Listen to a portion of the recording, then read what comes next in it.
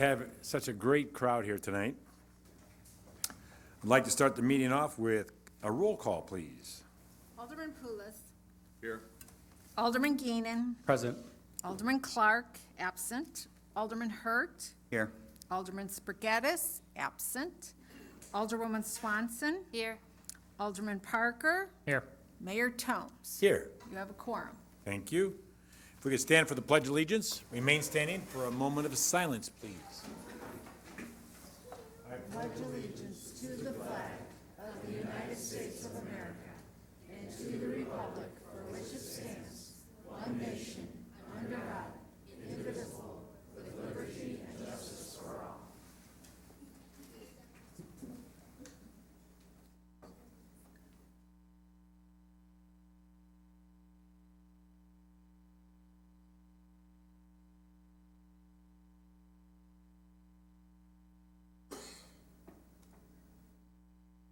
Thank you very much.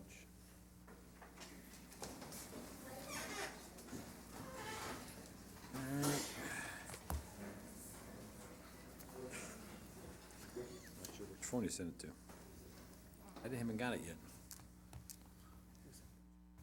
Yeah, I know. Hang on here, we're a little technical. Oh, there we go. Got what I'm looking for. Thank you. We're gonna take a phone minute. Oh, my. All right. We have item number 5, public comment. I'm just trying to figure out who's speaking here. And first up is Lindsay, is it Hawker? Hawker. Please come on up. If we could try to keep the comments to 5 minutes or brief as you can, I'd appreciate it. Thank you. My name's Lindsay Hawker. I live on 9th Avenue, and I'm here today to ask council to consider passing a humane pet store ordinance.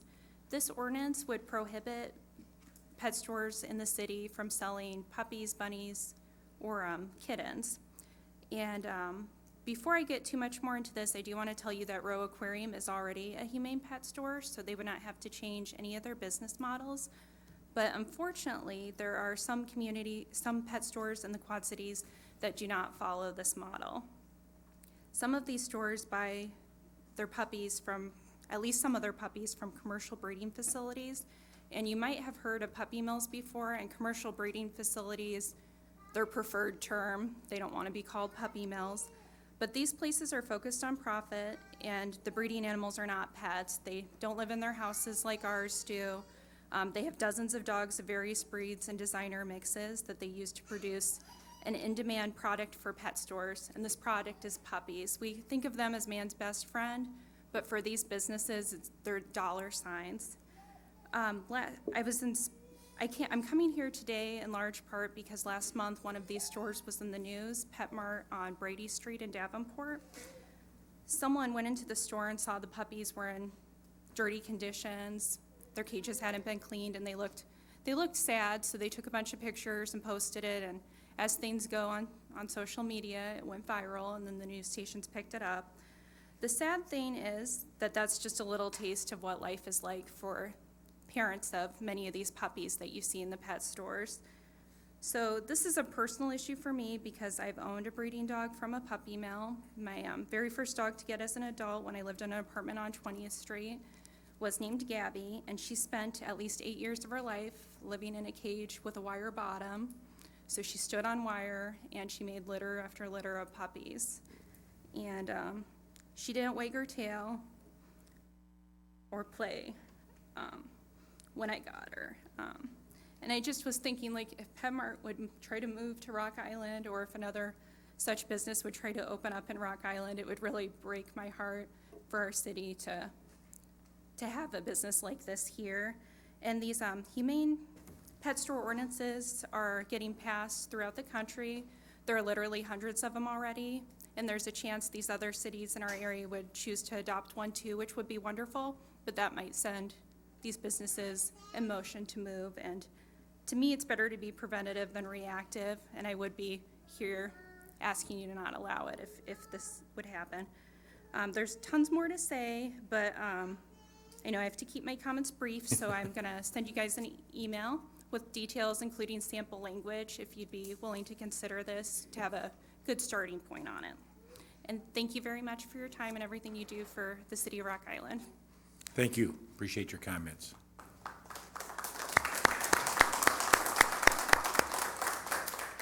Jennifer Geese? Geis.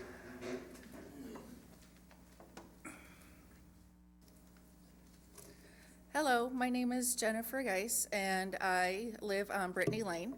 And I am also here to speak about the Humane Pet Ordinance for the pet stores.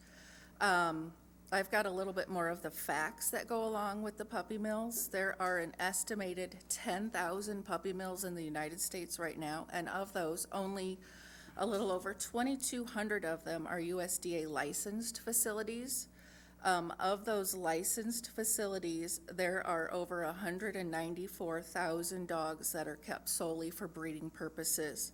Of those, 126,000 are the females. On average, each female per year will have 9.2 puppies, which would make almost 1.2 million puppies from just the licensed USDA facilities that would be going into the pet stores. Just as a comparison, of those 2.3 million puppies sold to puppy mills, 3 million dogs and cats are euthanized in shelters every year just based on space. The Animal Welfare Act was enacted to try to support these puppies, but there is no limit to the number of dogs on any premises for a puppy mill. So one mill could have hundreds or thousands of dogs, but there is no staffing requirement for the care of those dogs. They may be kept in stacked cages, which all can have the wire bottoms, so that they live on those wire and cause damage to their feet. They may be in that space for 24 hours a day. There's no requirement for human contact. This cage is only required to be 6 inches larger than the dog, and that does not include the length of their tail.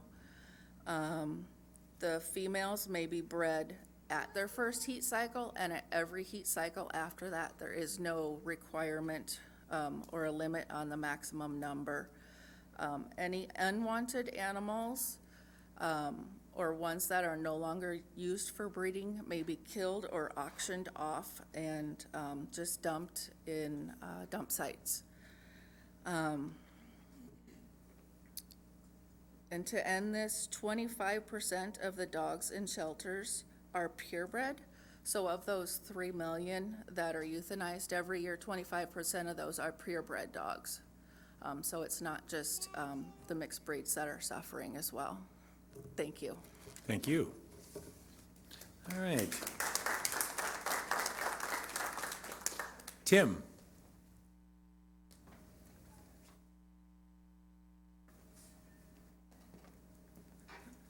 Good evening. I'm here to speak tonight about the humane ordinance that Lindsay previously mentioned. I'm going to just briefly call to your attention the benefits of what such an ordinance would have. I would consider that morally it would put us in a position above other cities in the area, especially regarding younger people. A lot of people my age in particular feel that this is a important issue. So wouldn't it be really awesome if we could lead the Quad Cities in a certain facet of, public governance? I think it would kind of help us change the narrative of Rock Island. I would also stress that there may be economic benefits. A lot of millennials would consider, when moving to the Quad Cities, making Rock Island their home if we had a humane ordinance, along with other things. But I would look at other communities around the country that have these ordinances and see exactly what it's done. I mean, obviously nobody's going to make a home buying decision on this one single issue, but coupled with all of our other really good benefits. Our parks are, everything going on down the line, our downtown, everything like that are historic. Wouldn't this just kind of be like an icing on the cake? So I would consider that. I would also consider what possible benefits it would have to other animal abuse criminal activities in the area if we are taking a hard stance on this. I know in Broadway District where I live, we have instances of dogs running around the streets. I believe there have been calls about breeding dogs for fighting and so on and so forth. I think that making this issue very public and taking a hard stance on it would curtail other criminal activities. I would strongly consider that for that reason. They may be looking at, hey, Rock Island's, doing this, maybe I'll take this across the river to Davenport. And by all means, they can have it, because it's very annoying to be walking your children or your dogs and be in fear of that. I would also, ask that you look at, other economic benefits are, yes, there are certain pet stores that encourage, breeders and such, and are those really the type of businesses that we want to attract? I think that, I believe Lindsay mentioned it's PetSmart and Petco. They offer, shelter partnerships. So I believe those are more the type of organizations and businesses that we want to attract. And I think that passing this ordinance would make it such that they would see this as a clear community to invest in. We obviously have plenty of empty lots for them to choose from. It might encourage them to come down here. So that's basically all I had to say, and thank you for your time. Thank you. Appreciate it. Peyton.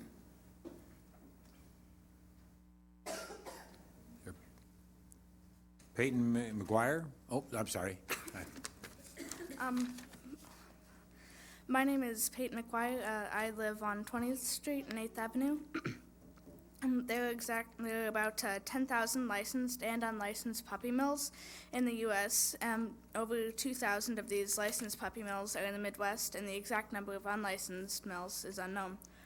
There are over 160,000 dogs kept only for breeding purposes, and those are just the numbers that we know for sure. In a licensed puppy mill, the cages only have to be 6 inches, merely half of a foot larger than the size of the dog, and up to 12 dogs can be harbored in one cage. This is what it can mean when a pet store doesn't want to admit to selling puppy mill dogs, and say they only buy from licensed breeders.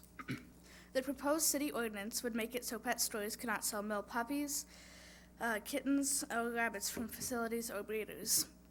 This would not disoblige the good breeders, because good breeders do not provide animals to pet stores. They sell directly to the loving owners. The ordinance would also not inconvenience stores like Petco or PetSmart that feature shelter animals available for adoption. Rock Island's only pet store doesn't sell puppies, kittens, or rabbits already, so they won't be hurt by the ordinance either. This means that no businesses currently in Rock Island will be negatively impacted by this ordinance, but lots of animals in the future will be helped.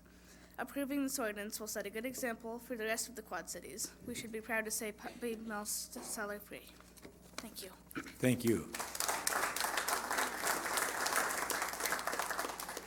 Molly.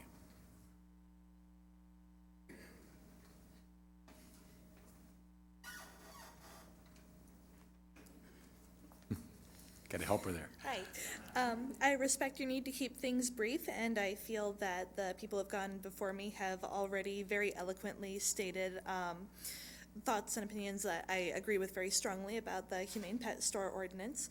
So I just wanted to come up here really quick and encourage you to please very heartily consider passing that ordinance. I think it would be great for the city. I think that it would really be it kind of seems a little bit like a no-brainer, since it doesn't actually hurt any pet stores that we already have in town. doesn't hurt any breeders that are already practicing ethically.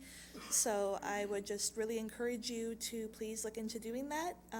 As a resident, I think that that would be something that we could all be really proud of if we could say that about our city. Very good. Well said. Thank you. We have Mike. Is it Metful or Meatful? Mertel. Okay. Good evening. My name is Mike Mertel. I live on the 800 block of 22nd Street, and I also teach at Rock Island High School. I'm here to talk about the recent removal of the hoops at Lincoln Park, the basketball hoops there.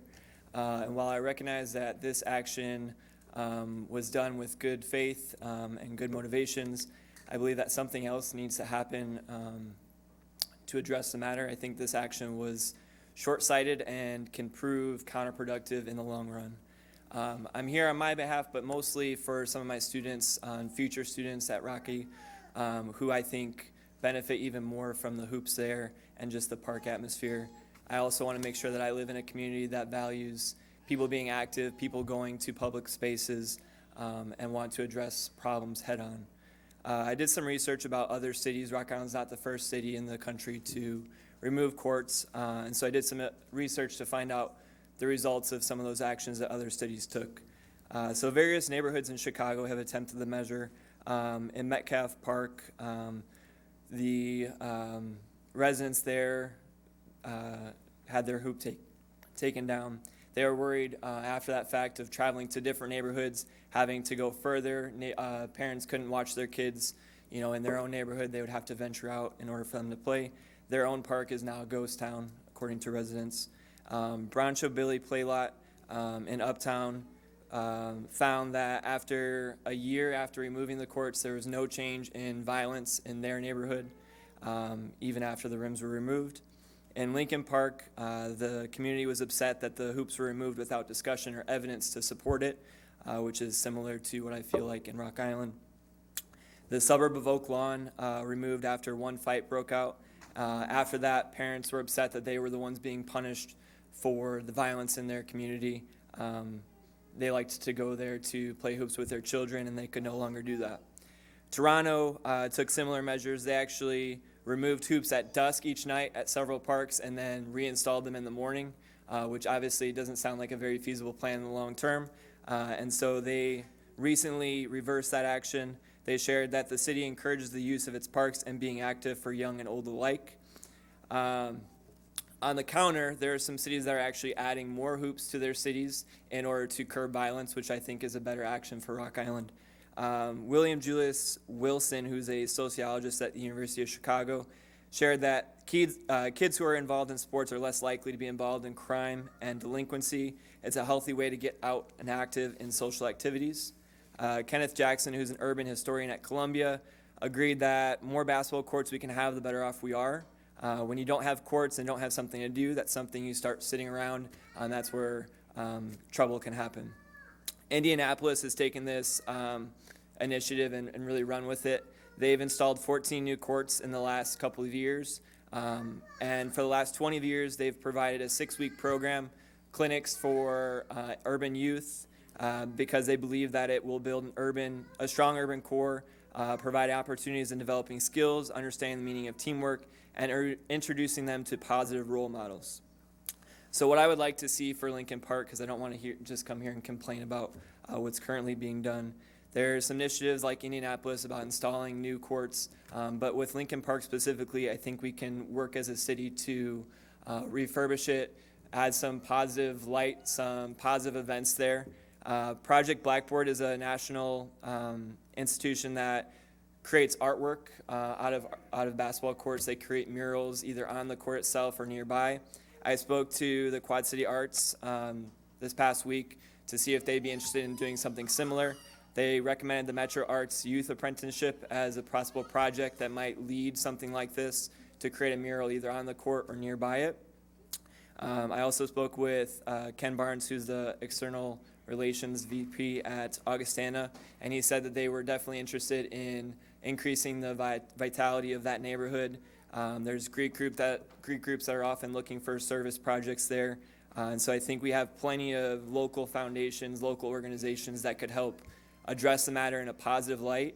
My biggest fear is that by removing the courts, we're now making a problem worse. We're looking at long-term problems where youth are growing up without parks to play in, where they feel like their culture or their way of life is being, ousted as the violent culture or something that's a problem when they're trying to just go play basketball and socialize with friends. And while there are issues at Lincoln Park that need to be addressed, I think this is just the wrong measure to take. And so I'm speaking here on behalf of those students, behalf of future generations that could utilize the park. And I would be happy to talk more with the Parks Department to try and organize some of those events. But I think, again, we have the resources here in the city to do it the right way, to utilize the park to promote positive and safe use of it. Thank you. Very much. Thank you.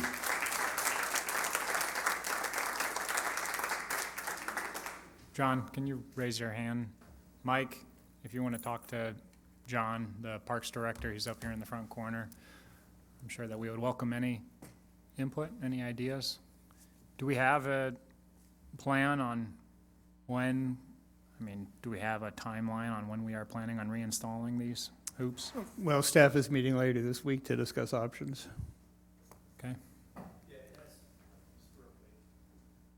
and as stated publicly in the media with my supervisors, this was a measure taken to call kind of a timeout.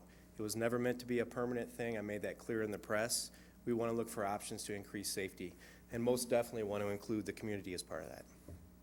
So it's gonna be a multi-pronged approach. Thank you. Thanks. Thank you. Previously, when there was one of the shootings in that basketball court area, Alderman Josh Shipp and I had met at the request of President Steve Balls. So I hope if staff is meeting that you would include the two aldermen in that as well. All right, next up is Joanne Whitley.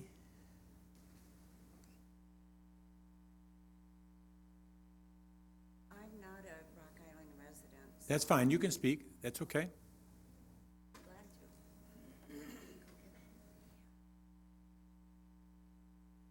I am a volunteer at the Quad City Animal Welfare Center in Milan, and we see dogs come in that have been in puppy mills and what they're like and the issues they have, and we realize that anytime a dog is bought from a puppy mill, that just enables the puppy mills to keep running. And I'm sure all of you are informed of how those dogs live, and I have noticed that a lot of the suburbs around Chicago, Naperville, for example, have passed the ordinance that their pet stores cannot sell dogs that come from puppy mills. And so just purely as a lover of dogs, as I'm sure many of you are, I would like for you to consider the ordinance, and I'm just a supporter of that. And what I'm hoping is if Rock Island can do this, then the other Quad Cities will follow. And all of us can proudly say, no, not in the Quad Cities. We will not sell puppy mill dogs. Thank you. Thank you very much. All right, that's all that have signed up for public comment, so we will move on. Item number 6. Minutes of the August 12, 2019 meeting. Move to approve the minutes as printed. Second. Moved in second. Is there any discussion? Hearing none. All those in favor say aye. Aye. Aye. Opposed? Passes. Item 7. Minutes of the executive session of August 12, 2019. Move to approve the executive session minutes. Second. Moved in second. Any discussion on those? All those in favor say aye. Aye. Opposed? Carries. Thank you. Item 8, update Rock Island. Got a couple items here. Thursday night groove concert. Get your groove on with Wicked Liz and the Belly Swirlers. Let me try that again. Wicked Liz and the Belly Swirlers. That's at Schreiber Park, sponsored by Unity Point Health on August 29th, 2019. Thursday Night Groove starts at 6 p.m. with concessions, including grilled items, Happy Joe's Pizza, Benton River Brewing Company. Then at 6:30, dance lessons begin, and all of which is followed by the concert at 7, finishing at 9. Admission is free, so come out and enjoy and have fun. Then we got the Rock Island Grand Prix. We had a presentation about this last council meeting. Professional kart racing, food, beverages, and family activities will take place during the Rock Island Grand Prix on Friday, August 30th, 2019, through Sunday, September 1st, 2018, in the district of Rock Island, downtown Rock Island. Weekend activities run from 8 a.m. to 5 p.m., with practice runs highlighting Friday night starting at 5 p.m. Admission is free to all the races. For more information, you can go to www.rockislandgrandprix.com. Labor Day Parade. The 35th Annual Rock Island Labor Day Parade is scheduled for Monday, September 2nd, 2019 at 9:30 a.m. This year, we celebrate the Parade of Champions, a look at the past and present champions of our community. The parade will start on 33rd Street and goes west along 18th Avenue, takes a left on 24th Street, and disbands at Rock Island High School parking lot. Come out and celebrate and have fun in a safe Labor Day.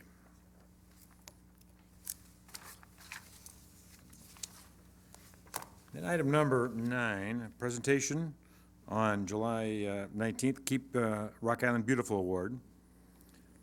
And I'd like to read a little statement here. But Keep Rock Island Beautiful awarded Coleman's Florist with the Beautification Award for the month of July.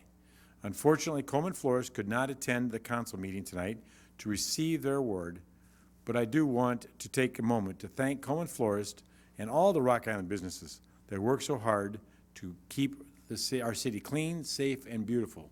Once again, every month and throughout the year, we see these awards, and it is great to see our citizens and businesses continue to beautify the area. So thank you very much. Unfortunately, nobody could be here to accept that. Item number 10.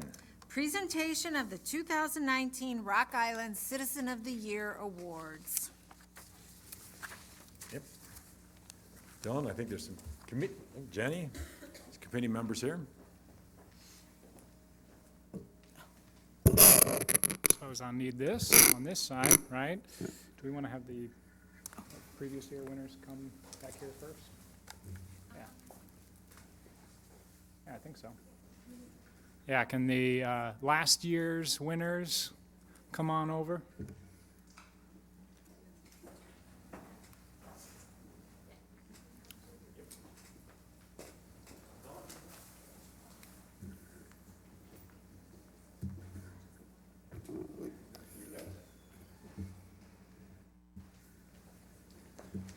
Well, thank you very much, everybody, for making it out this evening. It's very exciting.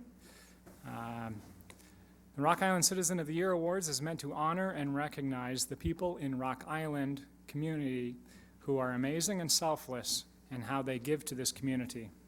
Rock Island is unique with its awards program, and it is the nominees and award winners and the work that they do in their community, their kindness, humanity, and giving back who make Rock Island special and make us all proud to be Rock Islanders. So we're going to go through the list of this year's award winners. The award winners from last year in each of the different categories, because there's different categories, there's business, individual, etc. The winners in last year's categories are going to actually read the bio of this year's winners. So it's kind of cool, handing off of the baton kind of deal. So to kick things off, the 2019 Rock Island Business Citizen of the Year is Cool Beans. That's Annette Hutto.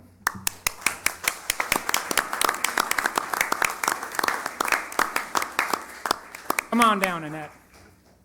Come on in. Yeah, come on in. We're all one family here. All right, if there is one Chicago area Augustana alumni that we are glad decided to make their roots in Rock Island, it's Annette Hutto. owner of Cool Beans Coffee House. Annette graduated from Augustana in 2008 and opened Cool Beans the next year at 22 years old. Cool Beans celebrated its 10th anniversary this year and has recently expanded to include the Cool Beans Coffee Coach, which is a mobile food and coffee truck. Annette was a leader of the College Hill District organization for several years and was instrumental in the development of the College Hill District Revitalization Plan. Besides Cool Beans' fantastic coffee, food, atmosphere, and service, it also donates to countless charities and events every year because Annette believes in giving back to the community she loves. Her connection to Augustana still shines through as a very active alumnus as well. She volunteers to speak in Augustana business courses to help students understand how to start a small business, and the art she displays at the coffee house is always rotating collections from Augustana students taking art courses. For running an exemplary business and for Annette's community leadership, it is our pleasure to award Cool Beans Coffee House the 2019 Rock Island Business Citizen of the Year Award.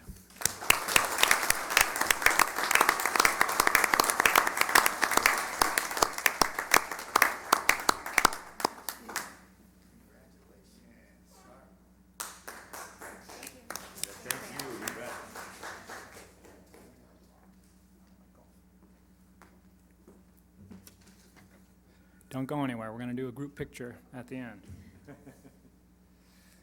All righty. Next, we have the 2019 Rock Island Education Citizen of the Year.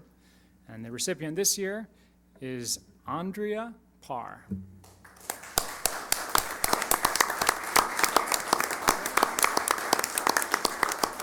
We're going to have the Rock Island Citizen of the Year Committee Co-Chair, Alderwoman Swanson, tell us a little bit about Andrea.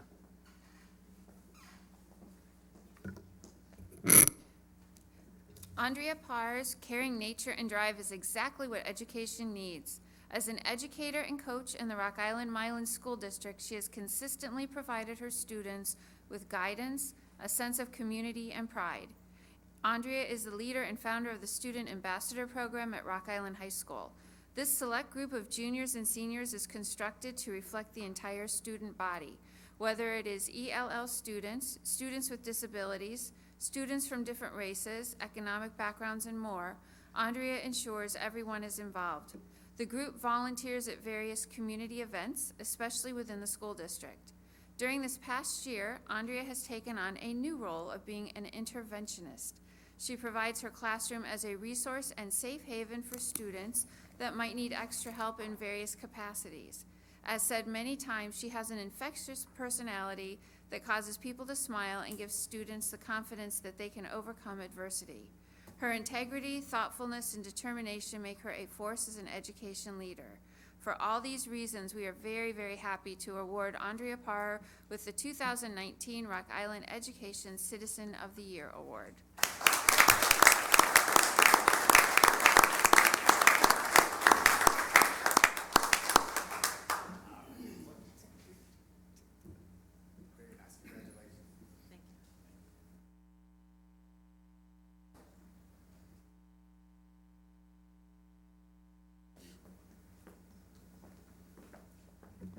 I should also explain that the group up here is the Citizen of the Year Award Committee. We met several evenings, a big time commitment. So thank you very much for everything that this group did. We fielded interviews by tons of fantastic nominees and really enjoyed learning more about our neighbors here in Rock Island. Let me continue then. The 2019 Rock Island Individual Citizen of the Year is Heidi Hooskamp Collins.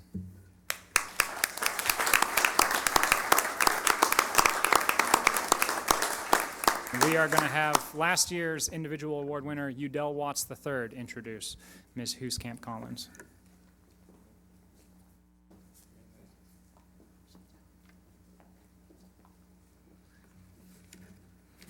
I didn't learn until tonight that I was her brother Jim's basketball coach in grade school, 7th and 8th grade. Heidi Hooskamp Collins is a passionate, tireless, and fierce advocate for our community and for women and children. She embodies the adage that actions speak louder than words. Heidi grew up in Rock Island and attended Allman High School and Augustana College. After a few years working in Chicago and San Francisco, she and her family returned to Rock Island in the early 1990s and have been here ever since. Heidi is a member of St. Pius Parish and sits on several boards and board committees which directly impact Rock Island, including the Martin Luther King Jr. Community Center, the Amy Helfenstell Foundation, the Two Rivers YMCA, Rock Island Milan First Day Fund, Lead Her, and Friendship Manor. She sponsored a team of walkers and runners during the inaugural race against racism held in Rock Island in April of 2019 and was chair for the 2016 NAMI Walk. Perhaps most notably, she has been a mentor through Big Brothers, Big Sisters for the past 17 years for two young women from Rock Island. As a big sister, we found out that Heidi goes above and beyond to mentor, guide, have fun with, and love her little sisters, and her relationships have extended far beyond the expected parameters and time frame. In addition to all of this, Heidi is a successful business owner and role model for professional women. Heidi freely invests her time, energy, and resources to make Rock Island a better place, and for this we are thrilled to present her with the 2019 Rock Island Individual Citizen of the Year.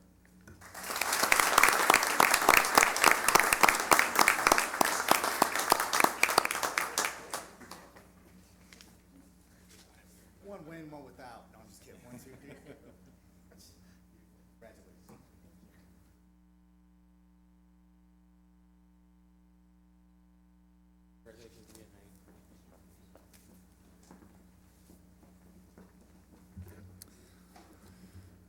All righty, the 2019 Rock Island Organization Citizen of the Year this year is Christian Care.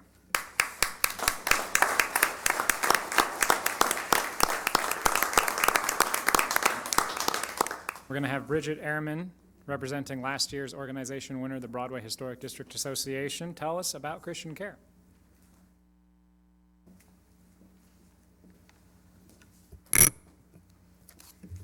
There are only a small number of organizations throughout the country that have established a continual support system for the homeless, as Christian Care has done in Rock Island and for the entire community.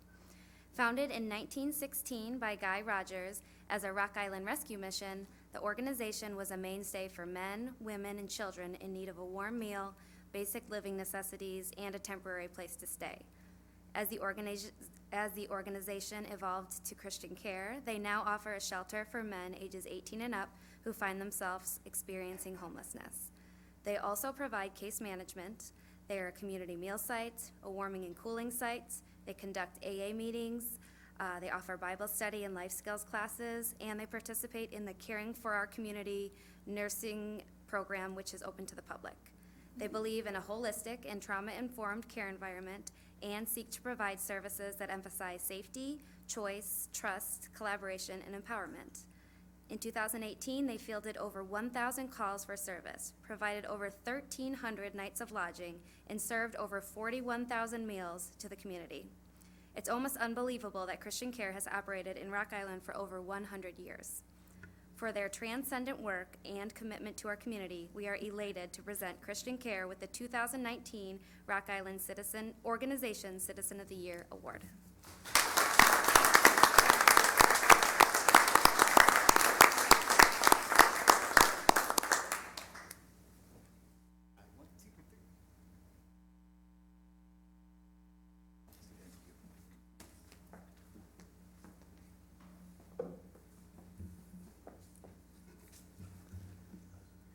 The 2019 Rock Island City Employee Citizen of the Year is Chief Jeff Venheisen.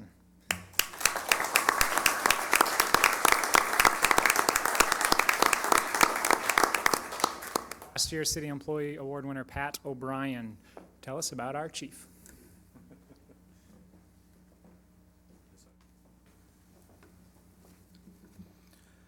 Some may call a person of his stature imposing.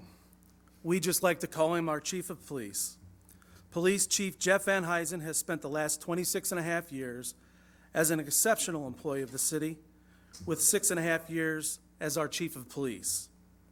He worked his way up through Rock Island Police Department as a patrol officer, K-9, field training officer, sergeant, Office of Professional Standards, lieutenant, and deputy chief before becoming chief. His accomplishments professionally and academically are extraordinary, but it's his initiatives to connect with the citizens of this community that put him over the top. Chief Van Huysen believes in community engagement and removing the veil to let the people know the police department operates.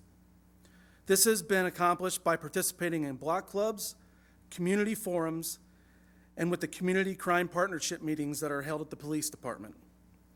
The department also has in-house initiatives to pull employee resources together to hand out popsicles on hot summer days, a cereal for summer program that has distributed 900 boxes of cereal through the MLK Center, and multiple food pantries, and a basic needs initiative that provided hygiene products to different shelters throughout the city. The list goes on from there.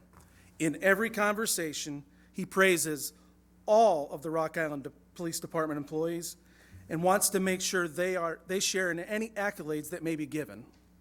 So it's fitting to end this accolade. Rock Island is seeing some of its safest numbers in history. Chief Van Huysen, it is our absolute honor to present you with the 2019 City Employee Citizen of the Year Award.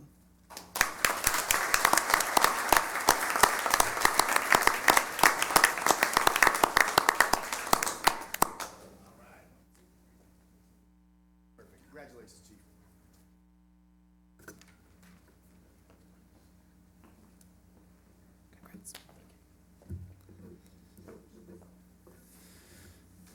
Next, the 2019 Rock Island Honorary Citizen of the Year is the Arc of the Quad Cities.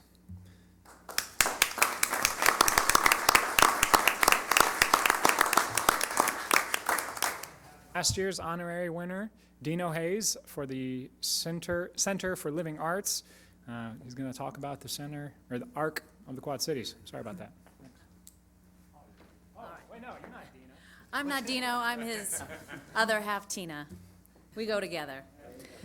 The Arc of the Quad Cities was founded in 1952 and from its inception set forth to change perceptions about children with intellectual and developmental disabilities, as well as to educate parents and others regarding the potential of people with intellectual and developmental disabilities. The organization was established during a time when there was very little advocacy for people with disabilities to stay in the home. Their mission to empower people with disabilities to believe in their own unique abilities and achieve their full potential by providing quality, innovative services that focus on advocacy, independence, employment, meaningful community life, and personal happiness has not changed, and their programming continues to evolve to meet the needs of the people they serve. The ARC's services range from residential services, work services, community employment services, developmental training, and more. Each day, their 265 employees demonstrate the ARC's key values: respect, commitment, initiative, teamwork, flexibility, and excellence. Their contribution to a once very underserved community is astonishing. We are humbled that the Arc of the Quad Cities calls Rock Island home, and we are grateful to present them with the 2019 Rock Island Honorary Citizen of the Year Award.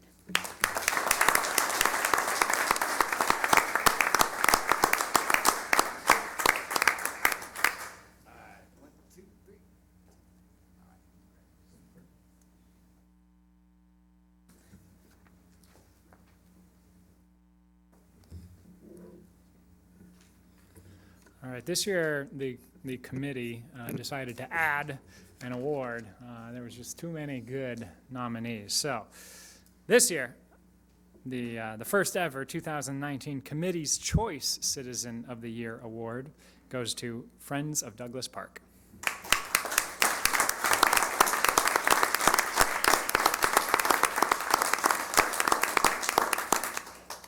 We're going to have Alderwoman Swanson. Is Edna here? Where? Come on down, Edna. Sorry, I didn't know why you went on this side. All right, my mistake. We're going to have Edna Sowards, representing the Labor Day Parade Advisory Committee, talk to us about why Friends of Douglas Park earned a new category in the awards this year.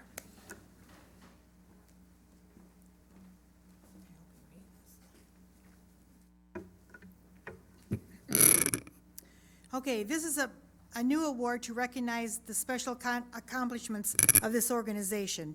Friends of Douglas Park is a partnership of private and public resources working to rejuvenate, repurpose, and promote historic Douglas Park in Rock Island as a prime location for community health, wellness, recreational, and learning activities, and specifically for underserved youth. It's a perfect example of a partnership of its kind. The commitment of all their members is a true testament of what a public-private partnership can accomplish when everyone's vision is in sync. Over the past 3.5 years, this partnership has raised over $1 million through private donations, funding, and grants. The large ball field, concession stand, and bathrooms and parking lot have all been renovated due to a group effort. This fall, there will be a youth baseball and multi-sport field added. The committee is committed to finishing the project over the next 2 years.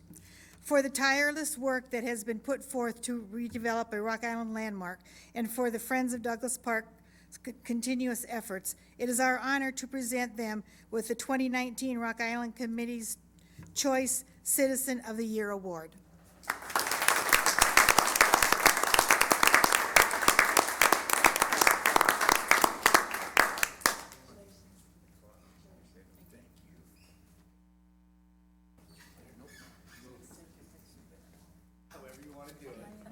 That's exactly.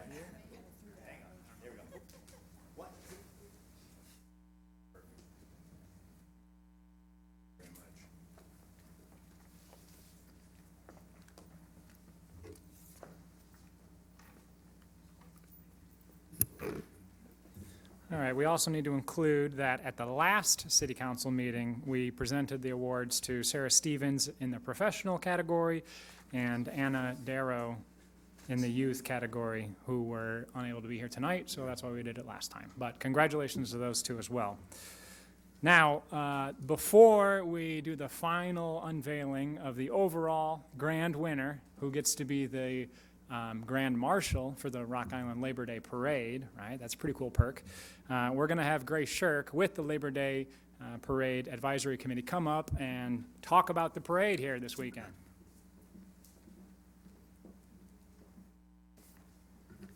Good evening, everybody. So excited to be here. This is one of my very favorite nights that the city always has. And I got to say thank you to our mayor and city council, because just as they said, this is unique. We at our city want to say thank you to you and all the citizens, outstanding citizens, who make a difference in our community. So on behalf of the Rock Island Labor Day Parade Committee, we say thank you to each and every one of you and congratulations. On top of that, I'm here to tell you about the parade and invite all of you to be here. Not only do we invite all of the winners to be here, where you'll be recognized and we will give you your own special vehicle to go through the parade in, we also want to invite each of you here and everybody watching to please come to our outstanding parade. 35 years we're celebrating, 35 years of the Rock Island Labor Day Parade, celebrating you, our citizens. And we have businesses, churches, and everybody involved. It's a good old-fashioned Labor Day parade. As the mayor pointed out, we're going to start at Rock Island High School right at 33rd Street, go straight down 18th Avenue to 24th Street, over to 25th Avenue, and we end at Rock Island High School. So we invite each of you to find a spot along the parade route, or if you are not in it this year, be in it next year. And we have very special guests this year, all the way from the North Pole. Mr. Santa is coming to visit. He's on vacation, and he's here, and he's going to come visit, and we hope you will bring out the kiddies to see him. We also have very special 15 musical entries, not counting all the churches and other people who have musical entries coming in. We have bands. We have Western Illinois coming back, St. Ambrose Band, Rock Island High School, all of the others coming. and many of our other local bands. So we hope you will all come out and join us. Now, any of you who were recognized tonight, please make sure you see Mary Chappell back there. She is our fearless leader. We wouldn't have a parade without her. Art Milton is out there. Edna Sowards, myself, and the entire committee have been working hard so we can give you a great parade. We hope to see you all there September 2nd at Washington Junior High or here in Rock Island for the best parade around. Thank you.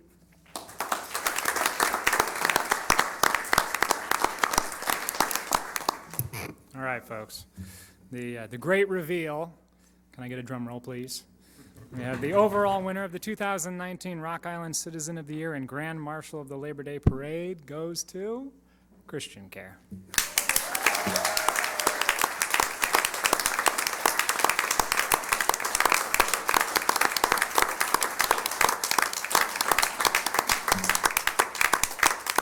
We're going to have last year's Grand Marshal, Udell Watts III, read a little extra. Thought you got rid of me earlier? Like a bad penny. You keep turning up. We'll keep this short and sweet. As he mentioned, the overall winner is chosen by the selection committee from the category of all the winners. The overall winner serves as the Grand Marshal of the Rock Island Labor Day Parade. Christian Care was chosen for the overall winner award because of their deep commitment to providing exceptional services for the homeless and the Rock Island community, and for their collaboration with their partners towards their goal of ending homelessness in the Quad Cities. Christian Care has been providing services for over a century, and the passion and caring of their staff endures in the tradition of their founder, Guy Rogers. For the humanitarian mission and selfless giving to the Rock Island community and the Quad Cities, we award the Christian Care the 2019 overall Rock Island Citizen of the Year Award.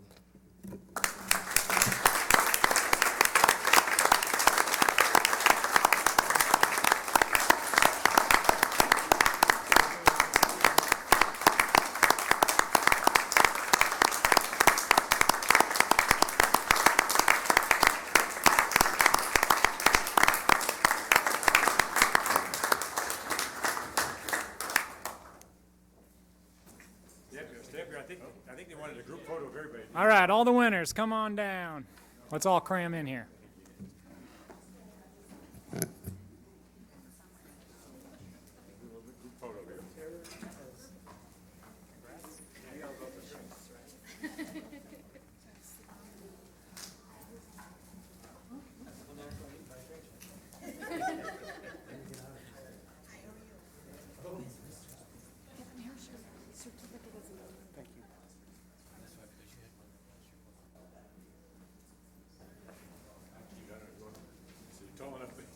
Whatever you want. Whatever it works. Do you need it closer in? We do. All right. Dylan, we got everybody? Okay. 2, 3. 2, 3. Think we're all smiling? One more big one? All right. There's someone behind you. Oh.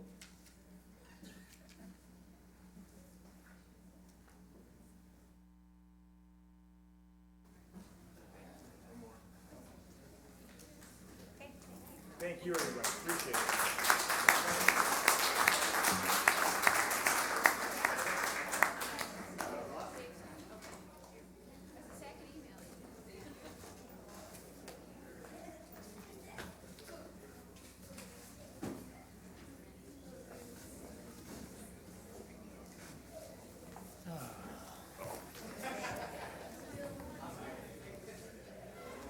Once again, I want to thank everybody, and I know they're leaving here, but thank you for the committee, for their hard work, and then everybody. It's just that Rock Island is so blessed to have citizens like this in our community.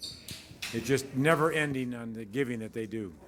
So thank you. Tell them that there's any cookies left to help themselves. Help yourself to any cookies back there if you wish. Saves me from having to eat them.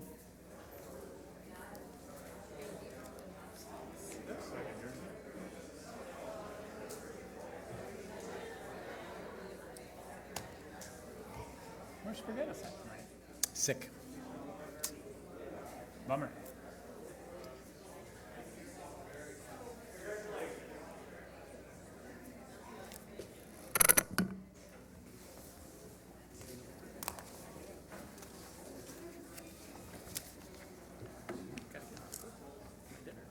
Now for something real exciting, right, Stephanie?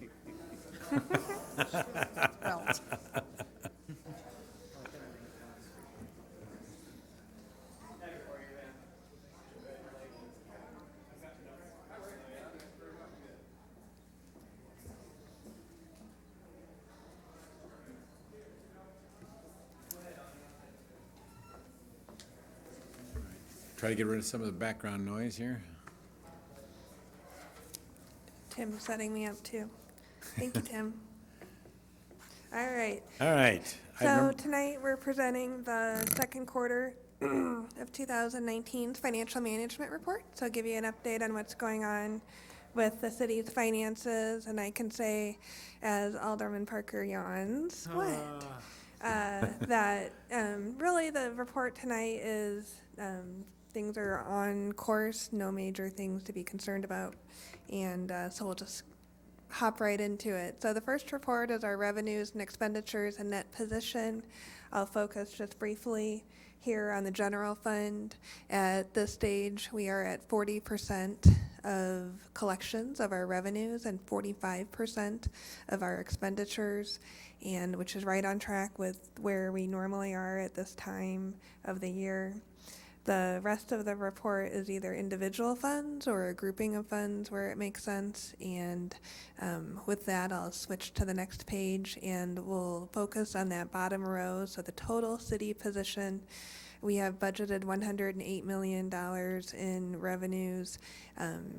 Actual revenues received to date, $54 million. So we're at 50%, right on track. Revised budget for expenditures, $134 million. That's a little bit more than what we approved, and that's because of prior year projects that weren't completed that are rolled over into this year. And I think we started at about $118 million. But we are at 39% expended, and then that very last column, cash available, $23.9 million. That represents. We are in between that 60 to 90 days fund balance that we adopt by fiscal policies. Some funds are less and some are more, but we are right in that 60 to 90 days. So all looks good there. We do focus a little bit on the general fund, given that the general fund is our largest of the funds and provide the basic core services to our citizens. The revised budget of $37.4 million has $16.7 million of expenditures against it, and we're at 45% expended at June 30th, which is right on track. A little lower for various reasons. Sometimes projects are not completed until later in the year, and one of our biggest expenses, of course, is salaries, and we have more holidays in that second half of the year with which we have to pay out extra funds for. So right on track there, nothing to be concerned. So, next report, this is one of my favorite ones, and this is our state and local tax revenue analysis. The first page, income tax and replacement tax, looks like we're going gangbusters and things are going to be great this year. I would say we will be on track to possibly exceed budget just a bit, but keep in mind too, this looks high because we do have more distributions in that first half of the year. By nature of income taxes are due at the beginning of the year, and there's one additional PPRT distribution in the first half of the year, but all looks good there, so that's nice. Sales tax, we won't focus a lot on it, but just in general, we're lagging just slightly behind what we had budgeted, but hoping that we'll catch up and meet budget on those. Use tax is a good thing, and we're continuing to raise our budget each year, and we are looking like we would exceed our use tax budget, so that's good. We try to budget conservatively. In utility tax, this number is lower than what we've received in the past, but we had a nice conservative budget, and it looks like we will meet that. Telecom, not one of our good stories, but continues to lag. Getting ready for tonight was looking back to see what we used to receive in this category. 3 years ago, we were at $975,000, so almost $200,000 less in telecom excise tax, and that's just part of the nature of how we utilize those services, and and we are bundling services and not keeping landlines and et cetera, et cetera. So it is a revenue that continues to decline. The last page is gaming tax, and we are tracking about where we were the first quarter, so a little behind what our budget was, but on track with what we ended up receiving last year. So last year we received 4.3 million. This year's budget has 4.4, but hoping that we'll meet that 4.4. The next report that's in the quarterly report is our investments, and you can see the breakdown of our 23.9 million in the various types of funds with which we invest. You can see an 18-month history here of our cash balances. The next page is our interest that we're earning on each of the types of investments, and that bottom pie is something that I keep a close eye on too, and that's the percentage of our investments that is in any one organization. So that snapshot of time in June 30th, we had 28% in American Bank and 24% at Blackhawk State Bank. That is higher than we would prefer to have, but as our cash balances shrink a little bit, it's a little harder to diversify into the different funds, so it's something that we'll have to take a look at. I can tell you that we do have all of our deposits collateralized with those banks, and so it is protected by letters of credit and investments. The last report is just an update from accounting on some of our capital and major projects that were budgeted this year. You can see what the budget was for this year, payments year to date, and purchase orders. That last row has a budget of 19.3 million with, in the end, between payments and purchase orders that have been issued for those projects, we're at 43%, so right on track. Any questions? Short and sweet. Thanks. Very good. Thank you very much. Item number 12. A special ordinance establishing a handicap parking space at 2203 16th Street. Move to consider, suspend the rules, and pass the ordinance. Second. Moved in second. Any discussion? Roll call. Alderman Pulis. Aye. Geenan. Aye. Hurt. Yes. Swanson. Yes. Parker. Aye. 5 ayes, no nays, motion carried. Item 13. A special ordinance establishing a four-way stop intersection at 23rd Street and 6th Avenue. Move to consider, suspend the rules, and pass the ordinance. Second. Second. It's been moved in second. Any discussion? Roll call. Alderman Pulis. Aye. Geenan. Aye. Hurt. Yes. Swanson. Yes. Parker. Aye. 5 ayes, no nays, motion carried. Item 14. An ordinance authorizing the issuance of 4 series of unlimited tax general obligation bonds, Series 2019A, for the refunding of all or a portion of the outstanding taxable general obligation bonds, Series 2010A. Series 2019B, for the refunding of all or a portion of the outstanding taxable general obligation bonds, Series 2009C. Series 2019C, for the refunding of all or a portion of the outstanding taxable general obligation bonds, Series 2014B, and Series 2019D, for the financing of street, alley, and roadway improvement projects at an estimated cost of $2 million. First reading. Note, a second reading will be held on Monday, September 9, 2019, for final consideration. Motion to consider the ordinance. Second. Moved in second. Any discussion? Stephanie, can you come on down to explain to the people in this audience or home what we are voting on doing here?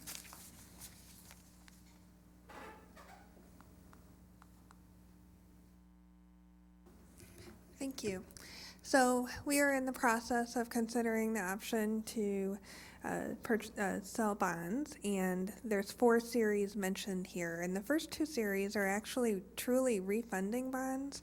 So we have 2 series of bonds that have call dates, which allows us to refund the bonds for savings, much like your mortgage, if you have an opportunity to pay us a lower interest rate and save money over time.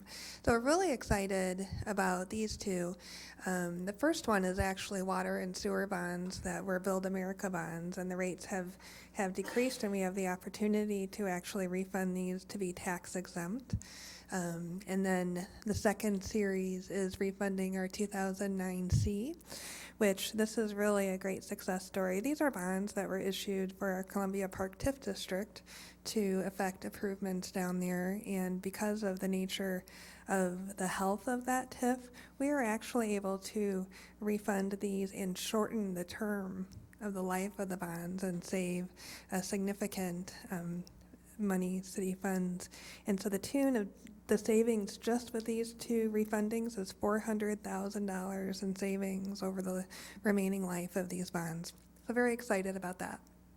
The third series is restructuring part of our 2014 B bonds, and these were in another TIF district that's not performing quite to the health of the Columbia Park TIF, and so we are looking to restructure these, moving some of the principal out, and actually taking advantage of the life of this TIF because the current bonds expired or would be paid off before the TIF was expired. So it gives us some opportunity to move that principal out.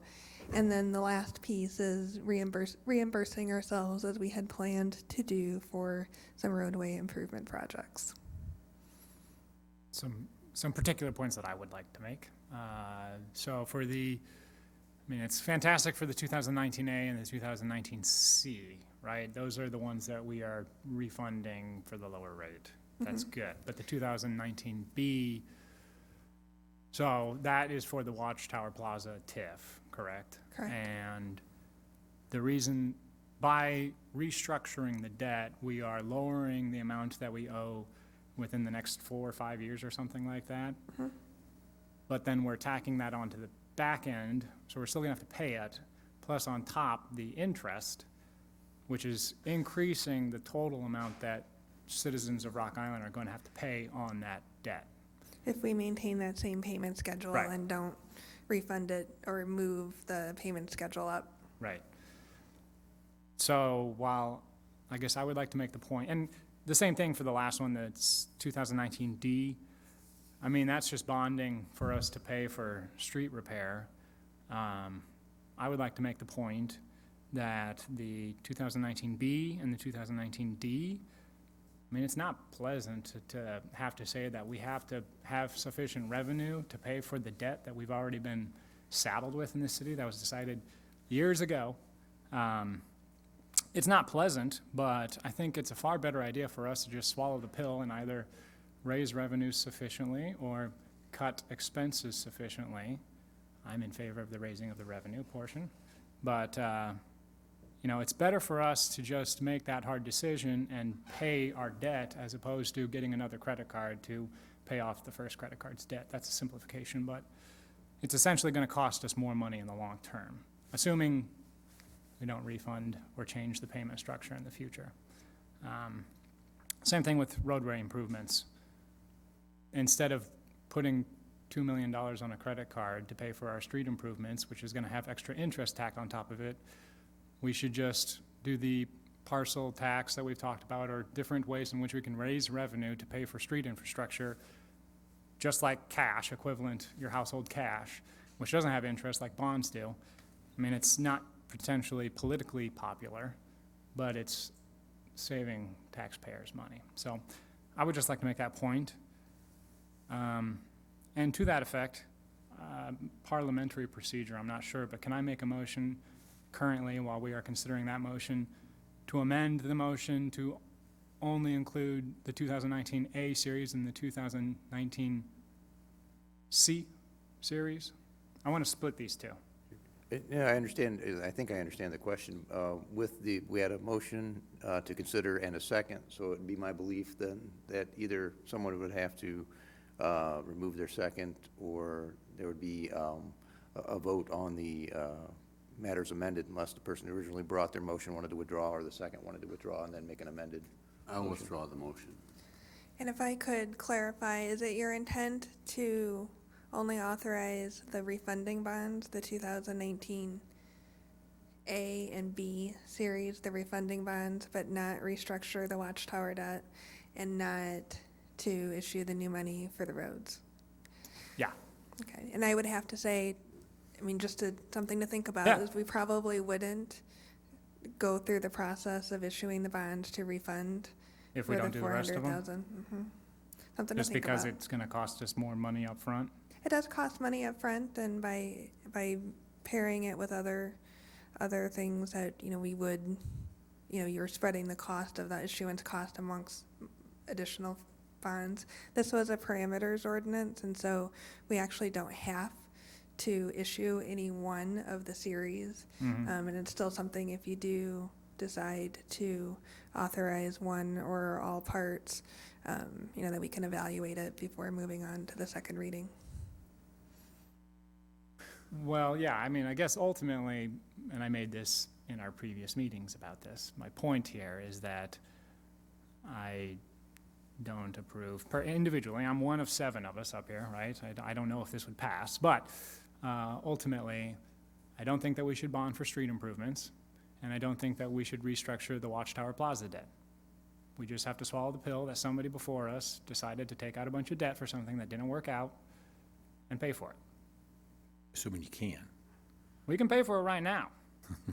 It's, it's not necessarily popular, but we can pay for it. And you found you found the golden egg somewhere? I I mean, propose many. we're refinancing something that is going to cost us money, may cost us money in the long run, not necessarily. We're saving money Sure. by doing the refunds. Yes, and I'm fine with that. Now, I'm not into the finances well enough to know if we could just do the refunding bond issuances and have that save us money without also doing the Watchtower Plaza restructure and the street improvement bonding. If I could make 2 points, Yes, please. if I don't forget them, but the one point was, I certainly appreciate pay-as-you-go projects, and that would be my hope that we get back to that point. We've certainly issued a lot of debt in the last 5 years, pledging revenues that are declining against paying that debt service, which is concerning. The other thing, if I were to add, is I also appreciate the need for new revenue and growing our revenue. But to make up just our increasing costs on an annual basis with being a service industry, and 60 to 70% of every single fund's cost is payroll related. Right. And it's increasing faster than CPI for various reasons, medical trend on insurance, bargaining contracts that have amounts that are, more than CPI, plus merit increases, plus all of our other benefits, rising insurance costs. Added revenue is needed just to keep up with those expenses so that we can keep our 600 employees employed, our police and fire employed. That's, in my opinion, what new revenue needs to go for. And I can say in the 3 years of being here, budgeting has been extremely challenging. And every year we come up with a budget and there are things that we have to cut. And by not doing this, it will hamstring us some as we go into the next budget, because we have already pledged to take a pretty significant chunk of our general fund revenue and carve it aside for pay-as-you-go projects. And that's exciting that we're doing that. So, it's just, these are things for you to consider as you make your decision tonight. And I appreciate that it's a tough decision, but it's also a really tough decision and a tough job to process this budget and continue to keep us in a healthy position. And so from a professional standpoint, I truly believe that this is the best move for right now.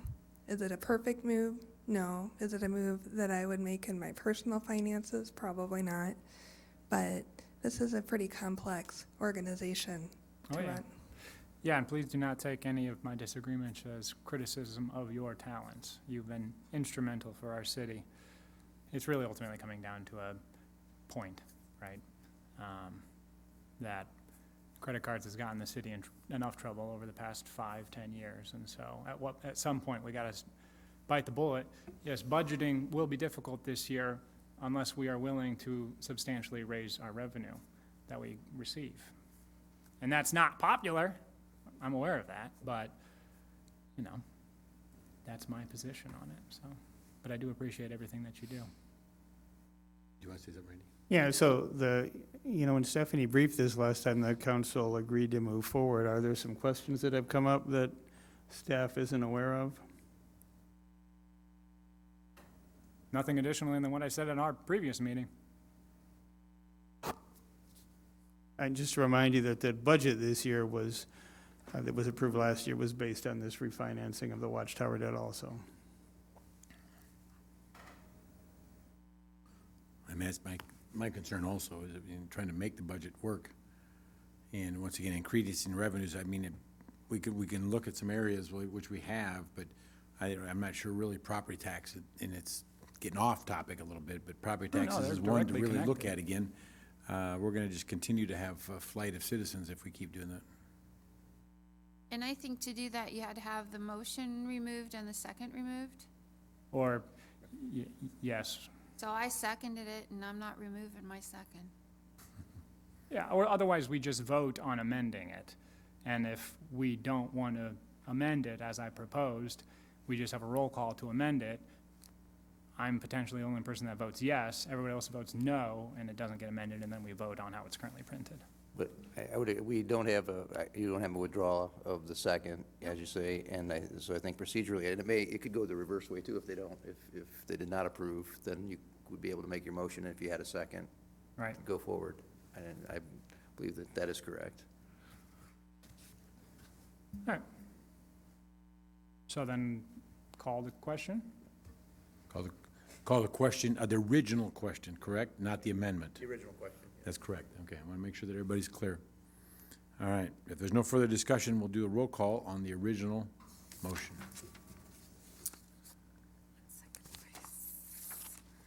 Alderman Pulis. Aye. Geenan. Aye. Hurt. Yes. Swanson. Yes. Parker. Nope. 4 ayes, 1 nay. Motion carried. Thank you. Item 15. Claims for the weeks of August 9th, 2019 through August 15th, 2019 in the amount of $2,013,015.98, and August 16th, 2019 through August 22nd, 2019 in the amount of $397,078.63, and payroll for the weeks of July 29th, 2019 through August 11th, 2019 in the amount of $1,494,481.60. Move to allow the claims and payroll? Second. Moved in second. Any discussion? Roll call. Alderman Pulis. Aye. Geenan. Aye. Hurt. Yes. Swanson. Yes. Parker. Aye. 5 ayes, no nays. Motion carried. Item 16. ACH payments for the month of July in the amount of $2,410,528.84. Move to approve the ACH payments? Second. Moved in second. Any discussion? Roll call. Alderman Pulis. Aye. Geenan. Aye. Hurt. Yes. Swanson. Yes. Parker. Aye. 5 ayes, no nays. Motion carried. Item 17. Purchase card claims for the period of June 27, 2019 through July 26, 2019 in the amount of $62,899.57. Move to approve the purchase card claims. Second. Moved in second. Any discussion? Roll call. Alderman Pulis. Aye. Geenan. Aye. Hurt. Yes. Swanson. Yes. Parker. Aye. 5 ayes, no nays. Motion carried. Item 18.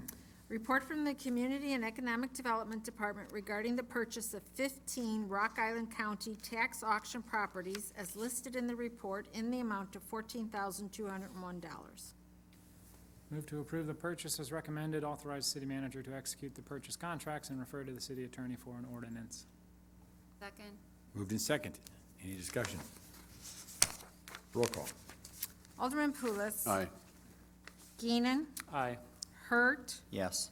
Swanson. Yes. Parker. Aye.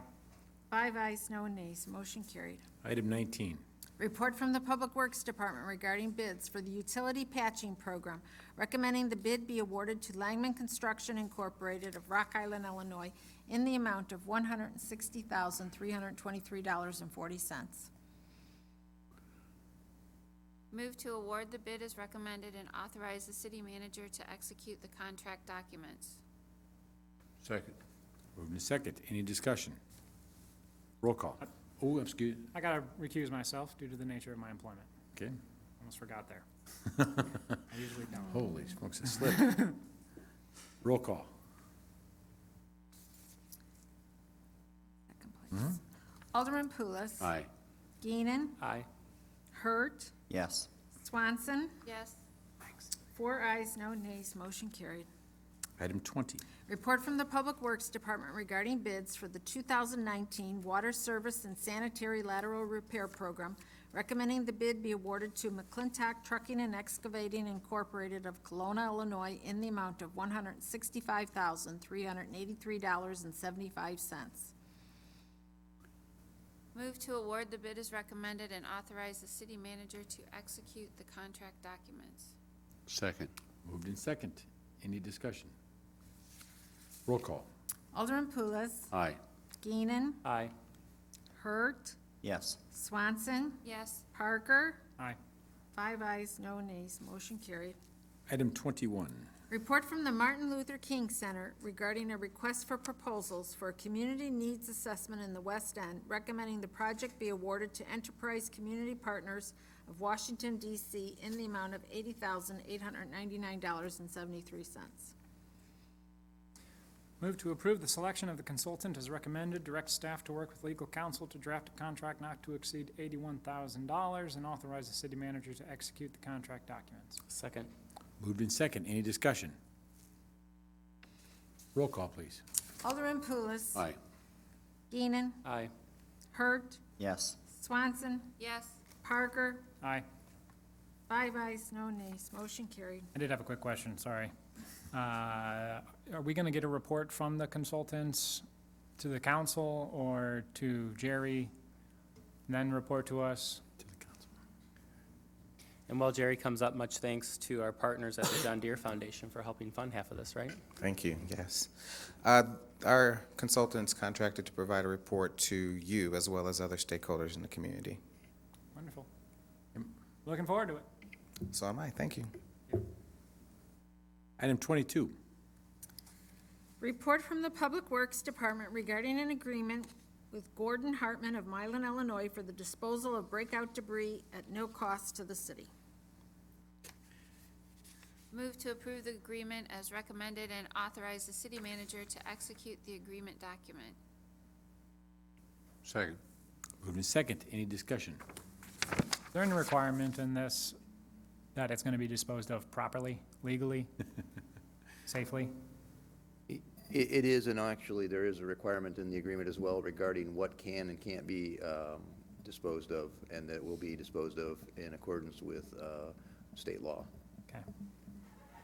All righty, Right? sounds good. Roll call. Sorry. That's your fine. Alderman Pulis. Aye. Geenan. Aye. Hurt. Yes. Swanson. Yes. Parker. Aye. 5 ayes, no nays. Motion carried. Item 23. Report from the Community and Economic Development Department regarding an ordinance amending Chapter 11, Article 2, Division 1, Sections 1116 and 1117, relating to the Citizens Advisory Committee.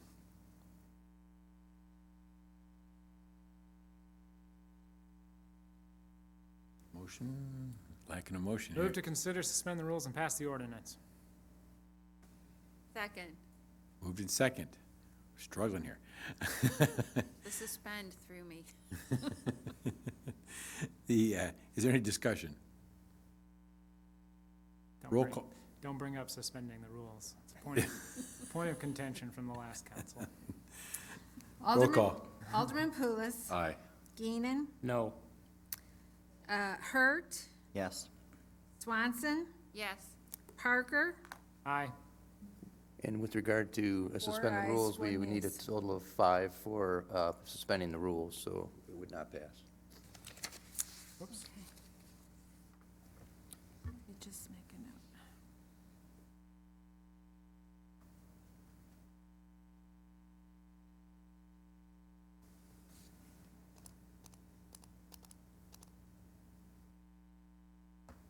Ready? Yep. Item 24. Report from the Community and Economic Development Department regarding the renewal of the new residential construction tax reimbursement program for an additional 3 years through 2021. Move to approve the renewal of the program as recommended. Second. Moved in second. Any discussion? Roll call.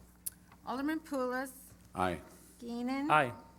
Hurt. Yes. Swanson. Yes. Parker. Aye. 5 ayes, no nays. Motion carried. Item 25. Sunset Marina requests. I'll read both of them before we have a motion. A, report from the Public Works Department and Sunset Marina regarding a joint request from Sunset Marina and Kavanaugh's Hilltop Tavern for an outdoor event on Friday, August 30th, 2019, from 5 p.m. to 10 p.m. in the parking lot and grassy area at the marina for an end-of-the-month boat party. And B, report from the Public Works Department and Sunset Marina regarding a joint request from Sunset Marina and CCKMA for an outdoor event on Saturday, September 7th, 2019, from 8 a.m. to 10 p.m. in the parking lot near 600 Dock at the marina for a fundraising poker run, and a request from CCKMA to hang a banner at the drive-in entrance to Sunset Marina. Motion to approve the events and requests for items A and B as recommended. Second. Moved in second. Any discussion? Roll call, please. Alderman Pulis. Aye. Geenan. Aye. Hurt. Yes. Swanson. Yes. Parker. Aye. 5 ayes, no nays. Motion carried. It's going to be 2 fun events. Item 26. Report from the mayor regarding the appointment of Mary Kay Garrison to the Labor Day Parade Advisory Committee. Move to approve the appointment as recommended. Second. Moved in second. Any discussion? All those in favor say aye. Aye. Opposed? Carries. Item 27. Report from the city clerk regarding an activity permit application for the St. Patrick's Day Parade to be held on Saturday, March 14th, 2020, beginning at 11 a.m., and a resolution authorizing the use of a portion of 15th Street from 2nd Avenue to the Master Sergeant Stanley Talbot Memorial Bridge and the northbound lanes of the Master Sergeant Stanley Talbot Memorial Bridge. Motion to approve the event as recommended and adopt the resolution. Second. Moved in second. Any discussion? Roll call, please. Alderman Pulis. Aye. Geenan. Aye. Hurt. Yes. Swanson. Yes. Parker. Aye. 5 ayes, no nays. Motion carried. Item 28. Report from the city clerk regarding an activity permit application from the Corn Belt Running Club for their 30th annual Nancy Caffine Memorial Classic 5K and 10K run on Sunday, September 29, 2019, from 8 a.m. to 11 a.m. Move to approve the event as recommended. Second. Moved in second. Any discussion? Roll call. Alderman Pulis. Aye. Geenan. Aye. Hurt. Yes. Swanson. Yes. Parker. Aye. 5 ayes, no nays. Motion carried. Item 29. Report from the city clerk regarding an activity permit application for the 35th Annual Rock Island Labor Day Parade to be held on Monday, September 2nd, 2019, from 9:30 a.m. to noon. Move to approve the event as recommended. Second. Moved in second. Any discussion? Is there a way that we could have the city clerk read all of the agenda items so that it's still read and then vote as a what is it, omnibus? There's different motions. Oh, that's right, we do this every time. All right, There's no way to speed through it. thanks. Roll call, please. Alderman Pulis. Aye. Geenan. Aye. Hurt. Yes. Swanson. Yes. Parker. Aye. 5 ayes, no nays, motion carried. Item 30, Report from the city clerk regarding an activity permit application for the Rock Island High School Homecoming Parade to be held on Friday, September 20th, 2019, from 1:30 PM to 2:45 PM. Motion to approve the event as recommended. Second. moved and seconded, discussion. Roll call, please. Alderman Pulis. Aye. Geenan. Aye. Hurt. Yes. Swanson. Yes. Parker. Aye. 5 ayes, no nays, motion carried. Item 31, Report from the city clerk regarding requests from Evelyn Day for a street closing of 43rd Street between 20th Avenue and 22nd Avenue with sound amplification on Saturday, September 14th, 2019, from 4 PM to 8 PM for a birthday and block party. Motion to approve the request as recommended. Second. moved and second, any discussion? Roll call. Alderman Pulis. Aye. Geenan. Aye. Hurt. Yes. Swanson. Yes. Parker. Aye. 5 ayes, no nays, motion carried. 32, Report from the city clerk regarding requests from Kavanaugh's Hilltop Tavern for outdoor entertainment with sound amplification at Sunset Marina on Friday, August 30th, 2019, from 5 PM to 10 PM, and the outdoor sale and consumption of alcohol at Sunset Marina in their fenced-in parking lot on Friday, August 30th, 2019, and for another event at the marina on Saturday, September 7th, 2019, from 5 PM to 9 PM. Motion to approve the request for outdoor entertainment, sound amplification, and the outdoor sale, consumption of alcohol, subject to complying with all liquor license regulations and subject to being shut down early if complaints are received. Second? moved and second, any discussion? Roll call. Alderman Pulis. Aye. Geenan. Aye. Hurt. Yes. Swanson. Yes. Parker. Aye. 5 ayes, no nays, motion carried. Item 33, Report from the city clerk regarding a request from Tammy Johnson for a street closing of 13th Avenue between 12th Street and 14th Street on Monday, September 2nd, 2019, from noon to 4 PM for a community cookout. Move to approve the request as recommended. Second. moved and second, any discussion?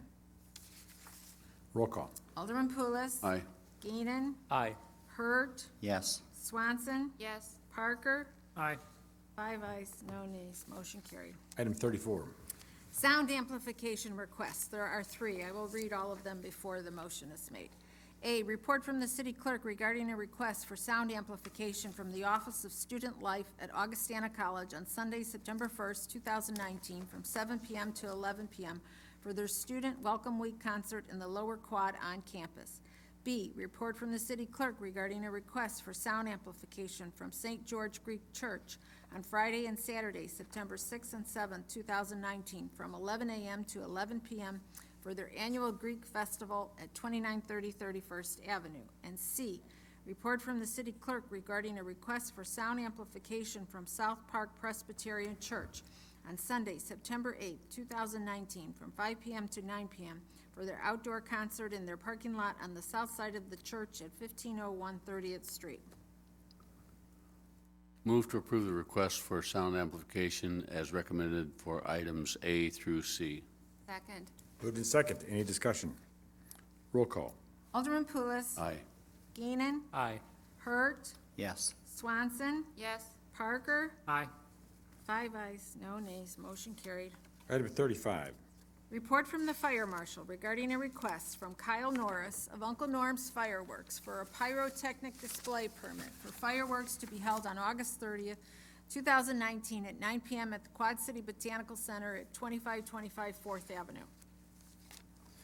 Move to approve the request as recommended, temporarily waive Chapter 10, Article 1, Section 10 through 9A of the Code of Ordinances to allow for the issuance of pyrotechnic display permit and authorize the fire marshal to issue the permit. Second. moved and second, any discussion? Tell him that we'll give him this permit if he puts a stand down on 11th Street this next July 4th. 11th Street. Yeah, put it on Watchtower Plaza location. Oh, the fireworks? Yeah, the fireworks sales. Oh, the fireworks sales, that's not what this is. Yeah, but I know, but tell him we'll give him the permit if he puts his tent on 11th Street next year. Roll call, please. Alderman Pulis. Aye. Geenan. Aye. Hurt. Yes. Swanson. Yes. Parker. Aye. And that vote was aye. 5 ayes, no nays. Motion carried. Okay. Item 36. Other business. I'd like to announce that tomorrow, the Fifth Ward is having a ward meeting at the Hauberg Civic Center, AKA the Dankman-Hauberg Estate. A bunch of department heads will be there, Randy will be there, Judith will be there, and the mayor will be there, I'll be there. Pizza from Huckleberry's will be there, did I already say 6 to 8? I think so, tomorrow. If you are a Fifth Ward resident, or if you are any resident of Rock Island or the Quad Cities, I don't really care. If you want an opportunity to talk to us about what's going on in City Hall, we'll be there. So please join us. Yes. Anything else? I got one I'm going to read here. I got this from the city of East Moline, actually. On behalf of the city of East Moline, Mayor Friedman, City Administrator Maxiner, and the city of East Moline's Fire Department, we thank you for the much-needed assistance from the City of Rock Island's Fire Department during a large fire event in downtown East Moline on August 1st, 2018. Once again, our Quad City area firefighters and their local leadership have demonstrated the ability to work together when called upon to mitigate emergencies with the high level of professionalism and competence all our communities deserve. This only happens because our community leaders support our ability to train and plan together for events of this type. So once again, I want to thank the police chief, or fire chief, once again for his great demonstration of teamwork and helping, and which is recognized by other cities. And it's been ongoing for many years, but once again, publicly, they deserve that recognition of helping assist another city in a time of need. You want to clap? Yeah. There we go. So I guess bring that forth. We sometimes hear negative things, and we need to make sure we talk about the positive. Anything else for the good of the cause? If not, we need 37. Motion to adjourn. So moved. Second. Moving to second. All those in favor? Aye. Aye. Opposed? Thank you.